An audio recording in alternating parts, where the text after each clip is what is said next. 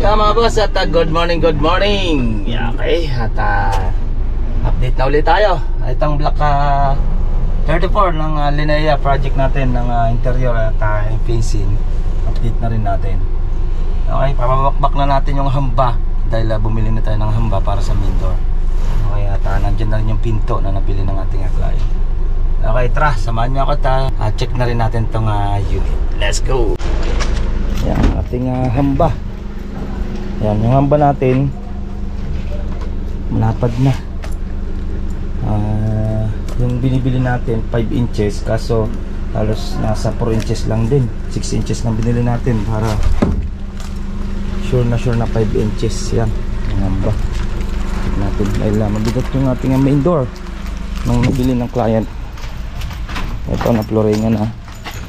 Iniwan lang natin dito sa gilid yung flooring para ito, yung nagawa na ng ano, lagyan lang naman ng graba yan, tapos kalagyan ng halaman. May floor drain yan, may pit trap tayo para hindi mangamoy. Okay, yan, buhusan na to. Buhos na yung flooring dito. Ito, okay na. Yan. Ito, lalagyan pa naman ng filter. May filter pa naman yan. Pinaiwan lang natin yan. May electrical pa yan at filter. And then na-check pa natin yung PPR kung mag-a-add pa tayo ng PPR para sa tangke yung sa likod. Hamba, ayan na. Bakbak na ulit yung hamba natin. Nakakabit na yung magbasag na yung ano na yan. Tiles na uli na yan. Mayroon pa naman tayong pangpalit yan para makabit na natin yung hamba. Okay. Ayan, pinipilis na yung ano natin. Ito naman eh, nakaano naman yan, boss. Open naman yan dito kung maglagay ng halaman. Uulan naman yan. Ito, nakahang naman yung ating roofing. Okay.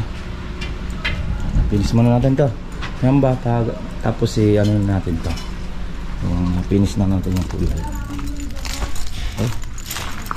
Natin dito.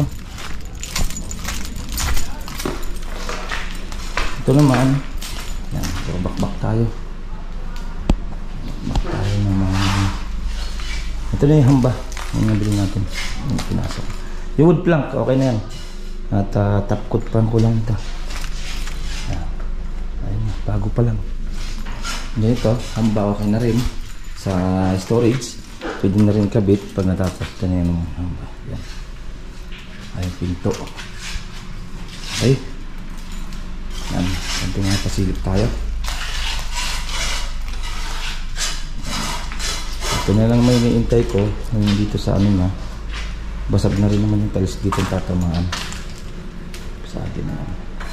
Nakalitabok na naman tayo. Okay, yan ang ating kunting pasilip. Block 34 mga boss, Limabrosa phase 3. Ayan mga boss, yan ang ating kunting pasilip. Block 34 ng Linea project natin, Limabrosa phase 3. Bakbak nyo yung ating main door. Nakakabit na natin yung main door mga boss.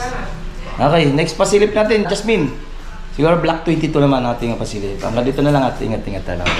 Ito pong J Uragon Vlog, napakaganda po ng channel na ito, no? Tungkol po ito sa construction.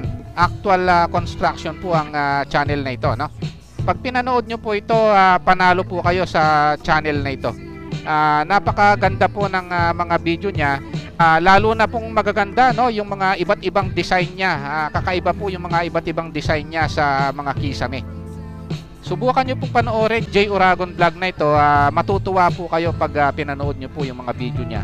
Maraming salamat po.